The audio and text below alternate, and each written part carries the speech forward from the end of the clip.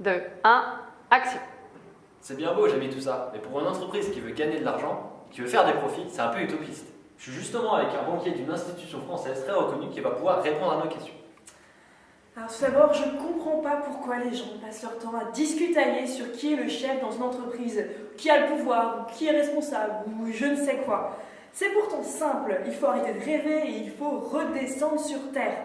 Quand j'accepte de débloquer un investissement pour permettre à un entrepreneur de faire aboutir son projet, d'apporter du capital, c'est lui qui se porte garant, on est d'accord.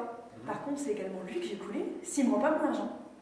Les salariés, eux, ce sont des dommages collatéraux, ils ne doivent rien. En revanche, le patron, oui. Alors quand on me demande à qui appartient l'entreprise, je vous réponds en vous demandant qui me doit de l'argent. Faut pas chercher plus loin.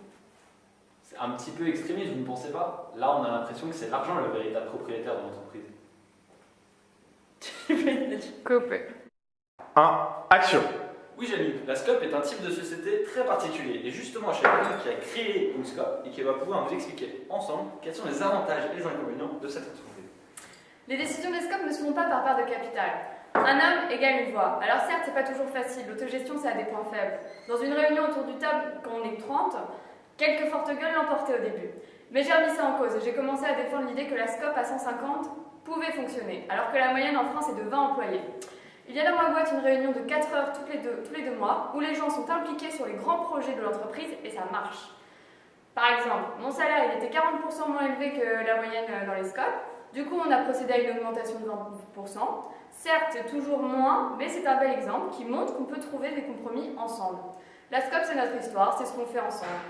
On n'est pas tout le temps d'accord, mais on essaie de trouver des solutions qui marchent. Alors, mon gros Jamie, qu'est-ce que t'en penses de cette SCOP? Action. Pour savoir de quoi tout cela retourne, je suis avec une religieuse spécialisée en théologie sociale qui va pouvoir répondre à nos questions et nous expliquer cette doctrine. Donc la doctrine sociale, c'est la vision de l'homme, chose qui manque dans le management.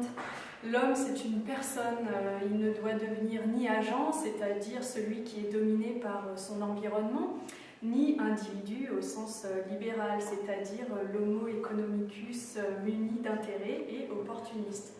L'Église le dit, les hommes sont tous différents, ils ont une subjectivité à partir de laquelle on peut agir, on est tous appelés à la création. Or, l'entreprise est une communauté de personnes formant un projet, et tout le monde doit pouvoir marquer le projet collectif de son empreinte personnelle. L'entreprise allemande du modèle rhénan est d'inspiration catholique. Son modèle répond à une organisation organique. Tout le monde a sa place, a sa fonction propre et peut apporter quelque chose. Alors ok, c'est pas le pays des bisounours, si vous m'excusez cette allégorie païenne, mais tout le monde peut agir en tant que personne. Homo economicus, Jamie. Alors, qu'est-ce que t'en penses? 2, 1, action. Bon, maintenant tu me dis que même les consommateurs peuvent agir comme s'ils étaient propriétaires de l'entreprise. Tu m'aides pas trop là. D'abord les salariés, ensuite la banque, après on me dit qu'il faut plutôt se poser la question de la place de chacun dans l'entreprise, et maintenant tu me dis que les clients peuvent aussi être propriétaires.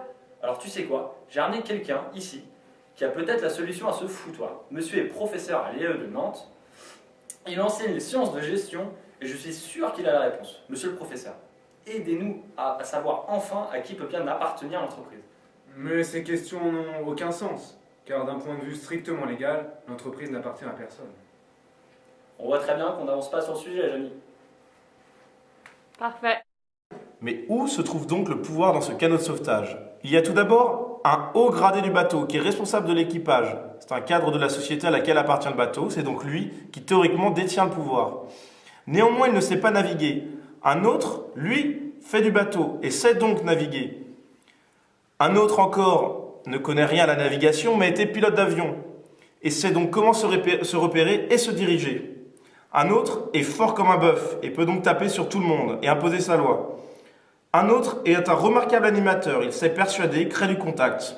Les autres n'ont rien de particulier.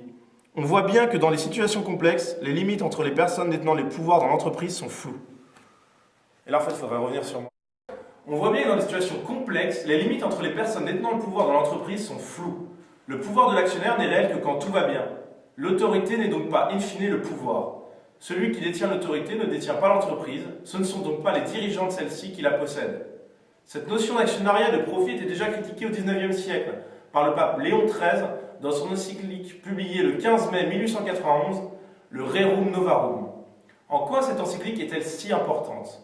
Eh bien, elle va être le fondement d'une doctrine dont vont s'inspirer les entrepreneurs jusqu'à aujourd'hui, la doctrine sociale de l'Église. L'encyclique, écrite face à la montée de la question sociale, condamne la misère et la pauvreté tout autant qu'elle dénonce le socialisme athée. Elle dénonce également les excès du capitalisme. Alors Fred, pourquoi est-elle toujours d'actualité cette doctrine sociale de l'Église?